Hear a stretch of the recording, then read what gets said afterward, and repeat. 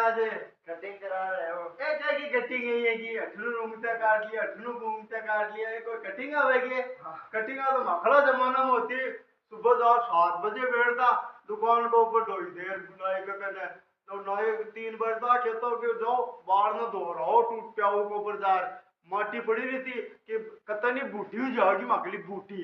जब मैंने ले ले दिया करता कटिंग का खातर में नावड़ता और को नहीं सीट के ऊपर जो ये फाफड़ो काट ये छावड़ा लगा मारते एक तो बस तो मैं बैठता भी को ऊपर जा तो नावड़ता भी कमाल नावड़ वो मावा काट तो बच्चा जा को अड़ावा ने ट्रैक्टर काटे ने जे काट तो गचा गज ज्यादा हमारा बाल कटिंग होता है जो कई दिनों तक 3-4 महीने तक उगते भी नहीं आता तक कर देता 3 दिन आजकल की कटिंग हो अंग्रेजी है कि कटिंग तो अगला टाइम वो होती है जोरदार कई बार तो निशुद्ध करती है जी भी लागता उपाई उपाई का मान गीत में टाड़ ए कई ब्याह जान बराता में जाता है ना ये मिथुन बुणबुण जाता में